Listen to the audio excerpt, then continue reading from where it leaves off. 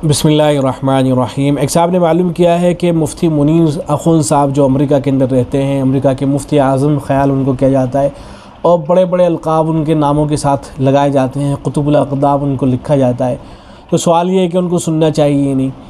तो देखें, जवाब में अर्ज़ है कि उनका वैसे तो ताल्लुक़ बड़े ही इल्मी घराने से है। हज़रत मौलाना यूसुफ़ लुधियानवी रहमतुल्लाहि अलैह वो उनके ससुर थे और ख़ुद उनकी जो तालीम हुई है देवबंद के जो मदारिस हैं उन्हीं से उनकी तालीम भी हुई है। लेकिन बाद मसाइल के अंदर उनके अपने तफरुदात हैं, अपनी ज़ाती आरा रखते हैं और उन ज़ाती आरा का वो इज़हार भी किया करते हैं। मिसाल के तौर पर होम लोन के सिलसिले में उनका मौक़िफ़ ये है कि अगर घर बनाने के लिए कोई आदमी लोन लेता है बैंक से तो इसमें कोई क़बाहत और कोई हर्ज की बात नहीं है, जबकि चाहे दारुल देवबंद हो या इसके अलावा और इदारे हों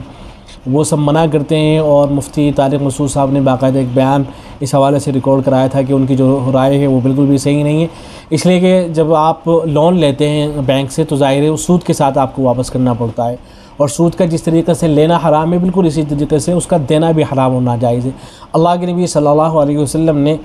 सूद लेने वाले पर भी लानत फरमाई है और सूद देने वाले पर भी लानत फरमाई है, सूद लिखने वाले पर भी लानत फरमाई है, जो आदमी सूद के ऊपर गवाह बनता है उस पर भी लानत फरमाई है और इन सब को गुनाह के अंदर बराबर करार दिया है, जैसा कि मुस्लिम शरीफ के अंदर रिवायत आई है। लेकिन उनका मौक़िफ़ ये है कि इसमें कोई हरज की बात नहीं है, इसकी वो इजाज़त देते हैं।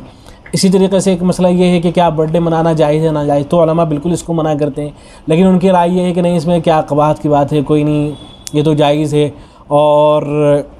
अगर उसके अंदर मर्द और औरत का इख्तिलात नहीं है, कोई ख़राबी नहीं पाई जा रही है, म्यूज़िक वगैरह नहीं, दूसरी चीज़ें नहीं है, तो सिर्फ बर्थडे मनाने में केक काटने में तो कोई हर्ज की बात नहीं है। लेकिन जो दूसरे उलमा हैं वो सब के सब मना करते हैं और बाज़ फ़ुक़हा के भी हवाले देते हैं कि उन्होंने लिख दिया है, हालांकि ऐसा नहीं है, सभी ने मना किया है। बल्कि उनके जो ससुर थे हज़रत मौलाना यूसुफ़ लुधियानवी रहमतुल्लाहि अलैह जिनकी किताब आपके मसाइल और उनका हल है, तो उसके अंदर हज़रत ने तो और सख्ती से इसको मना कर रखा है कि जायज़ नहीं है, लेकिन बहरहाल वो इसको जायज़ करार देते हैं। इसी तरीके से एक मसला मैं उनका देख रहा था, पता नहीं वो जो उनके पास सवालात आते हैं जवाब देने से पहले वो देखते भी हैं नहीं। उनसे पूछा गया कि क्या कुरान मजीद की आयत को रोमन रस्मुल ख़त के अंदर लिख सकते हैं, तो वो कहते हैं कि बिल्कुल जायज़ है, इसमें तो कोई हरज की बात नहीं है। हालांकि इसकी कोई इजाज़त नहीं देता है, जैसे अल्हम्दुलिल्लाह रब्बिल आलमीन अर्रहमानिर रहीम अरबी रस्मुल ख़त जो होता है उसमें लिखी जाती है, तो क्या इसी को अगर कोई आदमी रोमन में लिखना शुरू कर दे तो इसकी इजाज़त होगी? तो उलमा सख्ती से मना करते हैं और नाजायज़ और हराम कहते हैं कि कुरान मजीद को इसको इस तरह से बिल्कुल भी नहीं लिखा जाएगा,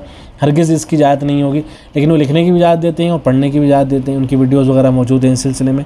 तो पता नहीं वो देखते भी हैं नहीं भैया मसाइल वगैरह या ऐसे ही बयान कर देते हैं, तो उनका ये मौक़िफ़ जो है ये भी सही नहीं है। इसी तरीके से वो जो साद साहब का मसला उठा था, दारुल देवबंद का फतवा आया था कि साद साहब के जो नज़रियात हैं वो सही नहीं है। वो जो असहाब कहफ़ का जो कुत्ता था उसको जो शेर बता रहे हैं या हज़रत मूसा अलैहिस्सलाम के हवाले से उनका जो नुक्ते नज़र था वो गलत था, लेकिन उसकी वो तावील कर रहे हैं कि नहीं उसकी तो तावील की जा सकती है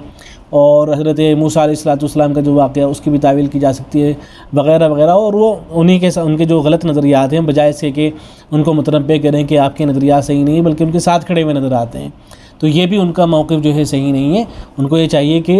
जो उनसे गलतियाँ हो रही हैं बयानात के अंदर, जो गलतियाँ किया करते हैं मौलाना साद साहब, तो उनको मुतनब्बे करें, मुतनब्बे करने के बजाय वो उन्हीं के साथ खड़े नज़र आते हैं। तो इस तरह के बहुत से उनके मसाइल हैं कि और वो ख्वाबों को बहुत ज़्यादा प्रमोट करते हैं, उनसे ख्वाबों ही के बारे में लोग सवाल कर रहे होते हैं, बता रहे होते हैं कि जो लोग शूरा से मुताल्लिक़ हैं मौलाना इब्राहिम देहला वगैरह, तो ये रात तो गुमराही की तरफ जा रहे हैं, अंधेरे के अंदर जा रहे हैं, ये इशारा है इस बात की तरफ कि सही रास्ते की तरफ नहीं है। तो इस तरह की चीज़ें ख्वाबों को प्रमोट कर रहे होते हैं, बाज़ मरतबा मौज़ूअ और मनगढ़ंत रिवायतें होती हैं उनको प्रमोट कर रहे होते हैं,